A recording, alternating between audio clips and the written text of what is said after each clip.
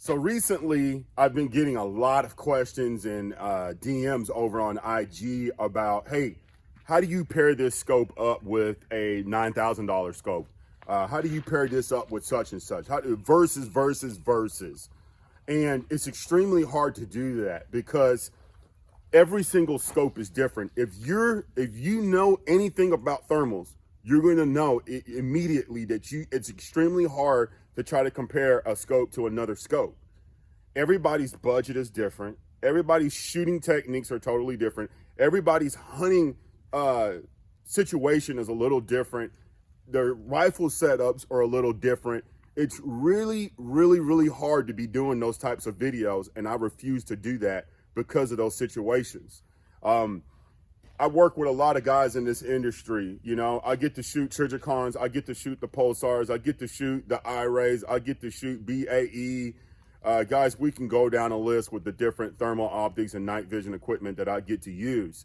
And doing a versus video every single time, it's not good business. It's not good business. And what I want to do is share pros and cons and let you guys go off of that, okay? Because not everybody's situation is the same. You know, guys up in the East Coast or in the Midwest might not like certain type of magnification or certain features on a scope, you know.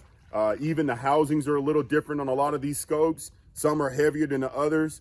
Some aren't as rugged as others. Some are bigger than others. So it's just, there's just so many pros and cons with every single optic that is out there.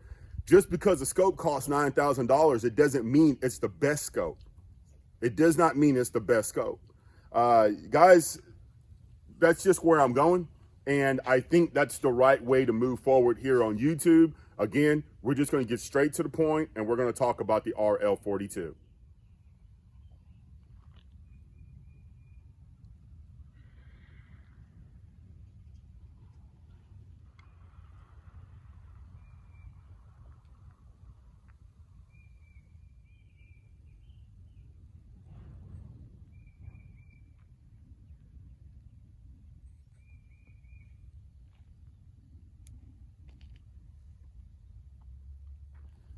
I know some people expect me to be really biased about this scope because very few of us had our hands on it before it was released, but I'm still going to be honest with you guys, and I will share the pros and the cons with you.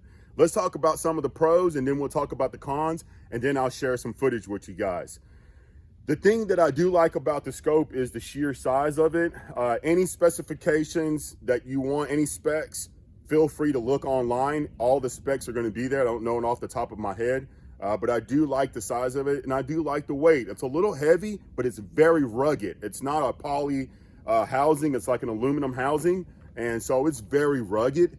Another thing that I do like about it is the color palette.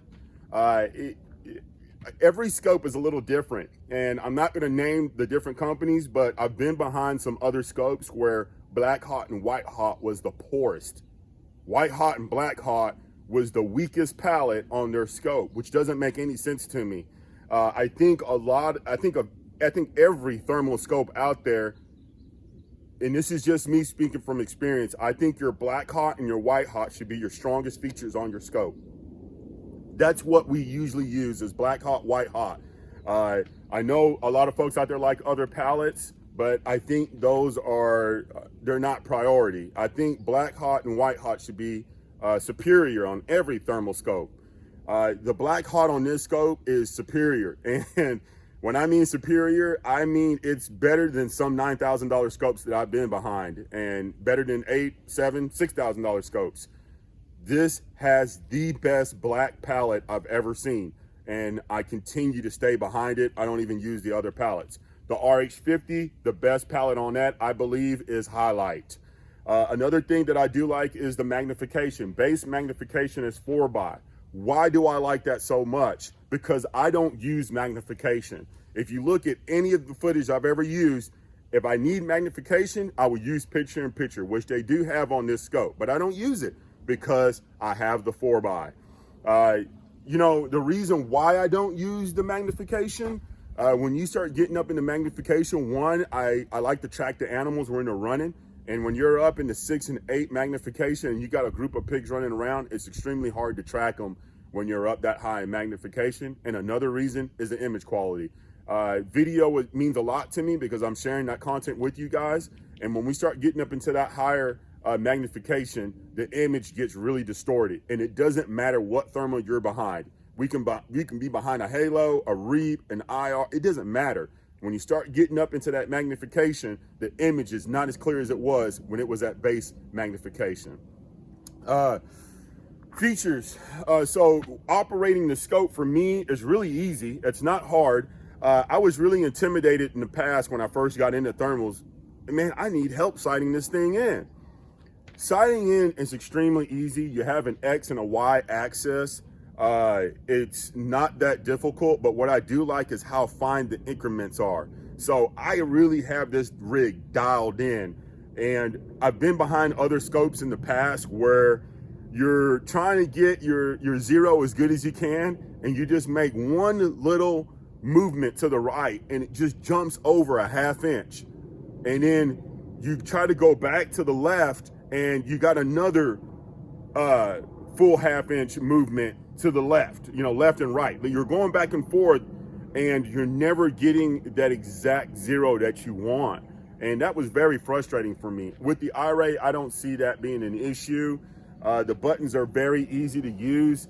You have your menu button here in the middle. You have your picture and recording back here. You have your magnification and you have your power. We have standby on here, and also when you're turning this thing off, this is something that I noticed a lot of people were doing. They were complaining about the batteries dying, and if you hold the button down until it says data saving, it will say data saving and it will click. You turn the scope off. If you hold the button down and it starts to do a countdown, take your finger off of it and it puts your scope into standby. Let's talk about the cons. All right, let's talk about a few things that I don't like, all right? And there's very few things that I dislike about the scope. One of them is audio. It's not a deal breaker for me because I can run an external mic. It's not that big of a deal, but it is something that should be on the scope because it's on the RH50, but it's not on the RL42. It's been a big complaint from some people I've been seeing. Again, it's not a deal breaker. They're working on it, and I think it's going to happen. I just don't know when. Another thing is the picture-in-picture. Whenever we're recording, the picture-in-picture does not record. It doesn't upload with your video, so your picture-in-picture is not going to show up. I think that should be there whenever we're recording, Another thing is the eyepiece here. I feel like the eyepiece, the O-ring in here can be a little bit tighter. It's better. I had actually like a Gen 1, like one of the very first models that was released, and it was really loose here. This is an upgraded version, but I still think it needs to be a little bit tighter than what it is because this moves a lot whenever it's up against your body. What else do I have on my mind here? Oh, whenever you're zeroing, so you have an X and a Y. I personally think there shouldn't be X and a Y just to make things a little bit more simple for people. I think there should be, for example, X, it should be up or left, right, and Y should be up and down. Just an arrow showing up and then an arrow going left or right, whatever. That way people won't get confused. Because I've done this with my own scope several times where I'm getting behind it and I'm doing zero and I'm actually I'm trying to move windage, but I'm actually adjusting my elevation, and then next thing you know, you done screwed up and you got to figure out where your elevation was and then get back up to the windage and move that around. So I think I'm saying that just so it can be easier for other people, because if I'm doing it all the time, anybody else could do it too. That could be a big issue. Batteries are really good. I have no complaints with that. Those are really the only cons that I have. I don't have anything else to complain about. I'm sure some people have had some issues here and there, but it's minute. From what I've been hearing, the issues with the scope has been very minute. It's been very simple. But the good thing is their warranty is unbelievable, guys. You have an issue with the scope from IRAY, you send it in. Let's say, for example, you send it in on a Monday. They receive it on Monday. You will have your scope repaired or a replacement by the following Monday. They'll have it done within a week back to you. And I thought that was pretty crazy, because there's other thermal scopes out there in the industry where people are waiting for months. They're waiting for months. Okay, that's pretty much all the negative stuff I got to say. There's nothing else to say. I mean, the scope sells itself. The scope sells itself. Before I forget, because I know this is going to be one of the main questions people ask, and it's about the battery. The battery is rechargeable. I forgot how much it is for an extra battery, but I'm getting somewhere around 4.5 to 5 hours of battery life, just depending on how you use it. All right, and also if it's cold or hot. I've noticed in the wintertime, the battery tends to drain a lot quicker because it's colder. But during the summertime, it does extremely well. It's rechargeable. This has been a game changer in a lot of optics. It's not IRAY. It's been a game changer in a lot of optics. Nobody wants to throw in rechargeable batteries and CR123s all the time. It's just really easy to have 2 of these batteries. This one dies, just pull it out, put in a new one, put the other one back on the power bank, and you're good to go.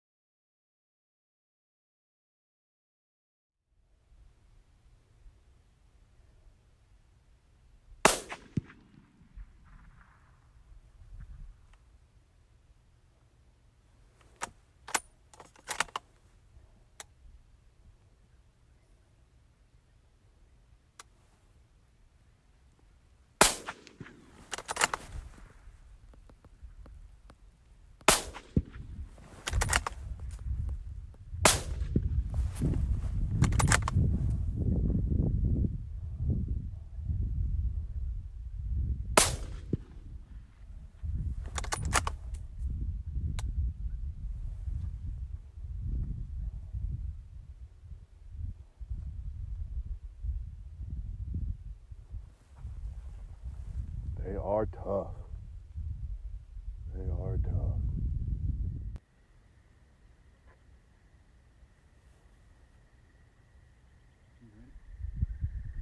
Yeah. Yeah. Yeah.